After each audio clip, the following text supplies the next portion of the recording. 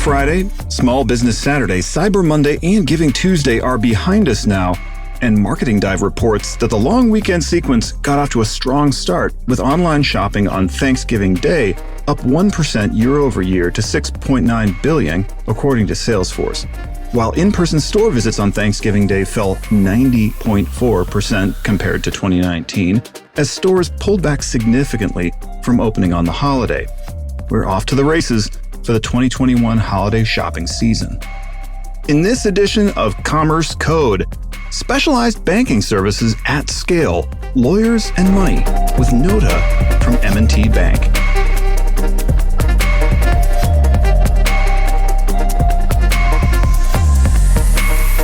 Dan Carell here, and this is Commerce Code brought to you by DCA, the Digital Commerce Alliance. Thanks for joining us for insights into the evolving world of digital commerce. As Black Friday data showed again last week, the retail economy remains strong, even while the rest of the world seems a bit crazy and equities markets are volatile. That economic resilience comes at least in part from an increasing willingness and ability for individuals to take a risk and strike out on their own.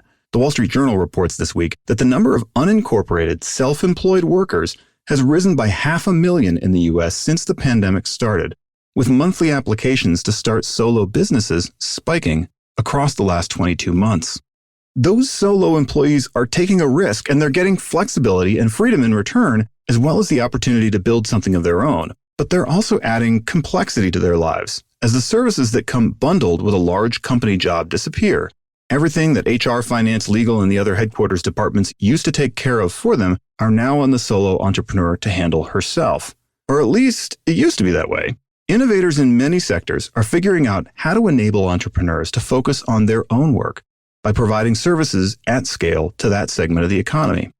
One section of the economy that has always had some solo players is law.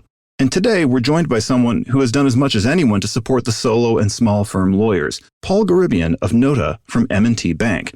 Nota provides specialized services to lawyers because lawyers have very unusual needs when it comes to banking.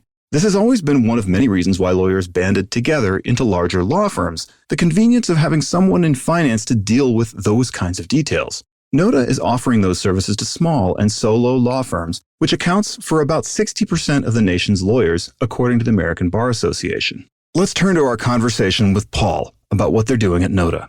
Paul, thank you for joining us for this podcast episode. Where are you joining us from? Daniel, thanks for having me. Just like the rest of us, I've been working from home for the last year and a half or so. I'm based in Los Angeles, and most of my team is based East Coast, upstate New York, New Jersey, New York. I've spent a little bit of time playing around on the website for the product we're going to talk about, Nota by M&T Bank, and the team has designed this to provide business banking solutions for lawyers oriented more towards small law firms, maybe solo law firms. And I think just for kind of the audience here, I'd love it to get some background from you on, what would you think of as the main challenges that smaller law firms face, and how's that kind of different from other professional businesses? I think that provides context for the challenges that you've been trying to overcome with the product you provide. Yeah. So first of all, M&T is a bank for communities. And the way Nota came about 2 years ago, and this is when I decided to join and take on the opportunity, is we came across trust reconciliation challenges that's particularly solo and small attorneys face, which is the majority of attorneys in the United States, is that there is really high stakes with dealing with your trust account reconciliation. And as we dove into that area and learned more about the legal community, the solo small attorney community, we've realized that attorneys are generally underbanked. And the truth is, the way we define underbanked is when your needs are not met, your financial services needs. And it became 2 years in, we're very clear that solo and small attorney firms, their financial needs are not being met by either fintechs, legal techs, or even traditional banking institutions. I can imagine some of the ways in which that's true as an attorney myself, although in truth, I have worked largely with bigger law firms. And so I'd be interested in what's just an example of one or two ways in which a typical small firm just isn't getting the services they need. So starting with the IOTA account, IOTA escrow account or a trust account, those are all, used synonymously. And so first of all, not all banks offer this product. And second, it's very difficult for attorneys to know how to properly manage that account. So one of the things that we've done first as our first product, we made it very simple for attorneys that don't have accounting training to really keep track of that and made it very simple for them to use on their own with very limited training. So that was number one. Number two, we went into the market with our Nota Connect product, which is our integration product that basically integrates their bank account into LoPay, which is one of the leading payment processing providers, accounting software, QuickBooks, and Clio, which is their PMS system. And we're planning to add more integrations. And then the third product that we went to market with is actually a business checking account. And what we've done with the business checking account is added a layer of accounting features to be able to track expenses by categorizing them into sub-accounts, which helps with profitability management as well as doing their taxes towards the end of the year.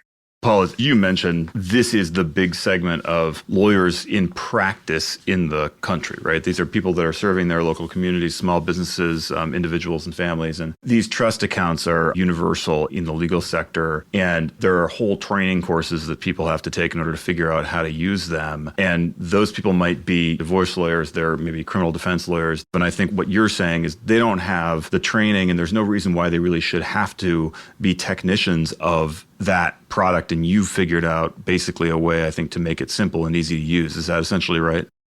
Yes. And you take that example from the trust account and apply it to every single financial product out there. And there are opportunities for improvement and personalization for solo and small attorney firms. And the reason we're focused on those firms is actually, number one, those organizations we find run very lean as being, small businesses. And majority of them do less than $2 million a year in revenue. And that's the threshold for them to be qualified or named as a named client for most financial institutions. And so they don't get the attention that they need to really run a scalable business, a profitable business, and get that support from their partner financial institution. Another thing that we've done is that we've created a concierge service of customer success specialists that answer any attorney banking related questions. So in other words, what we've done is that we've realized that there are some intricate questions and use cases that attorneys need help with, whether that's technical when it comes to their integration to their tools, or whether that's just, helping them understand various product options available out there that would be in the best interests of the practice, as well as in the best interests of the clients that they're trying to serve. These products also, they have to increase efficiency and productivity for those lawyers and for their clients, right? Just maybe an example of how Nota's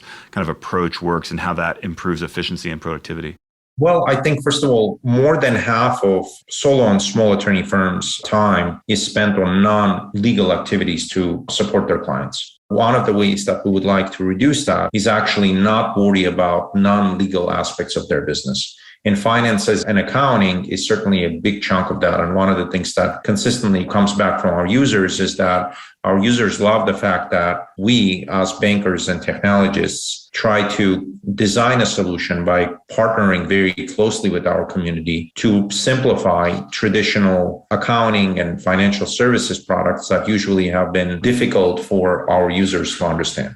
It matters not just for the lawyers. I will say, having kind of studied the legal profession a little bit and some of the social impact, the reason lawyers are expensive at the base level of the industry in terms of just dealing with small businesses, dealing with people, is there's a lot of efficiency issues. And as you point out, lawyers spend a lot of time and energy and money doing things that are not in service to their clients. And that's one of the reasons why they're expensive. And so you all are doing something that may seem like mechanical on the back end, but actually has the ultimate effect of making legal services more accessible to people. Precisely. And we're trying to do it. We exclusively focused on attorney firms because we realized that there are certain intricacies and opportunity for hyper personalization, which as a result will translate even to more efficiencies than just trying to focus on multiple segments of the small business or professional services businesses. I haven't studied as much as you have, but I find it believable and entirely likely that lawyers probably have less well-tailored and less effective financial services than other small businesses might. And so it's a great opportunity for you to make improvements. I'm interested in what features you think financial institutions generally maybe should implement in their products in order to better serve business customers, based on the experiences you've had here and what you've learned doing this. I spent majority of my professional career in financial services, fintech. And, I am so excited about the fintech industry because now we're entering an era of hyper-personalization. And Nota is a prime example of that, where we're basically taking a lot of the financial services infrastructure, and then creating beautiful, very simple and understand user experience for a specific segment like attorneys. And then marrying that data with operational data from their business through accounting software, through payment processing software, through practice management software. One of the few benefits of COVID is that it accelerated digital adoption in general, but also accelerated digital banking adoption. And what COVID has done is that, first of all, it enabled us to communicate with people in various parts of the country remotely with video conferencing and just remote conferencing. And the second aspect is people are saying, listen, I actually love the fact that it's efficient and I don't have to go to a branch. I can bank completely remotely and I can speak with specialists that actually understand what attorney banking is versus speaking with generalists. I mentioned that clients benefit just from increasing the efficiency of this, right? Clients should see lower costs or better service or both as a result of this. But I wonder if you have thoughts, maybe more in specific about how attorneys' clients can benefit from what you're doing, because I think there's a lot of different aspects of what you're doing. And without getting into the IOLTA or trust account thing too much, it involves the client's money. That's the nature of those accounts and a little bit why they're complicated. What else do you think attorneys' clients need still maybe or are going to get from what you're doing there? So, Clio report had mentioned 69% of legal matters in the United States don't get addressed is because legal services are unaffordable for many people in this country. And so making legal services more affordable, I think will increase social justice in our country. And again, last year and a half have been so interesting on so many dimensions, and awareness of social justice, I think, or lack of it in certain cases, has gotten plenty of attention. And I think having a society where everyone can take advantage of having their legal needs met is a society that I want to be part of, and I want to be part of the solution for that. And so solo and small attorneys in that sense are also the ones that are making an impact. It's not your big low 100 or your corporate attorneys kind of working on that. It's really the attorneys you had mentioned, right? The divorce attorney, the criminal justice attorney, and immigration attorney, and the list goes on. And so, first of all, providing a stable financial platform that is sort of like a super app for all their financial needs that can provide much more affordable and much more modern financial products ultimately provides a better service to the attorney's clients.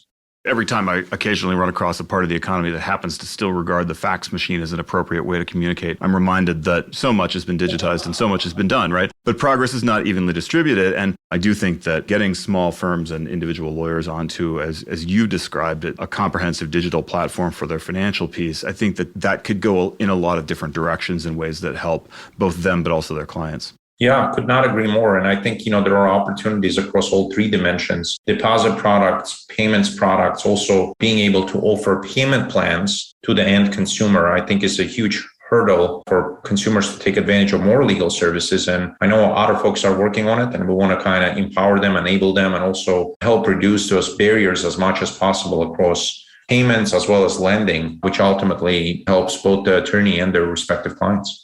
That's great. It's exciting, and it's fun actually to me that we got into not just some of the mechanics and the financial aspects and digital aspects, but also some of the social aspects as we sit here in the beginning of the holiday season, just a moment when I guess traditionally we think about others and how we can serve them. So I'm excited that in your vision for Nota that is front and center in what you're trying to do. And it's been a great conversation, Paul. Thanks so much for joining us. Likewise. Thank you so much. Coming right up, closing thoughts on specialization.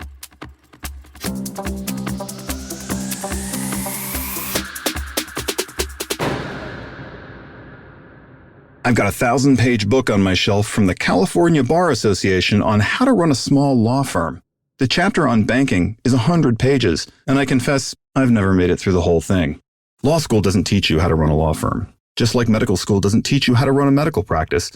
There's some debate in the legal community about whether law schools should focus on those kinds of things, and there's at least some of the same conversation about the medical school curriculum, too. For what it's worth, I'm against the change. Somewhere out there is a medical student who's going to be the orthopedic surgeon that fixes my shoulder when I'm 70. I don't need her to know about banking, marketing, client development, operations management, and all the rest. I do need her to know a lot about shoulders. The same goes for my lawyer. It's just not a good use of his or her time to master the details of how to manage a client trust account. And it's complicated. Progress in our society is mainly the result of specialization. Adam Smith was perhaps the first person to really understand the phenomenon, and while he didn't have entirely kind things to say about it, he saw its potential. I doubt Smith completely understood how far it would take us. If you're listening to this podcast, you may think of yourself as being in digital commerce. That's true, but the point of digital commerce is to simplify finance and commerce for other people so they can go deeper in their own work and more richly serve others with their own expertise. To take just one obvious example, the thousands of people who collectively figured out how to create an mRNA vaccine were able to do so in no small part because they weren't distracted by the kinds of life logistics that were unavoidable in the time of Adam Smith. Of course, Adam Smith was landed aristocracy, so he didn't have to worry too much about life logistics. He had people for that. And that was true of just about all the great minds of the time. You couldn't possibly run your own finances and make your own meals while doing real intellectual work in the 18th century. Specialized services have changed all of that. And thank goodness. As an industry, we've done amazing work in democratizing access to financial services, and I think we're nowhere near finished. There are so many opportunities to give other people the ability to focus on what matters most in their work, and to give them the rest of their time to do the things that make them happy. For me, that includes reading some authors that are a little out of today's mainstream, like Adam Smith. To find out more about the latest trends in digital commerce and digital advertising, check out our website, www.digcomall.org. For the Digital Commerce Alliance, take care of yourself and take care of each other. God bless you. This is Dan Carell, signing off.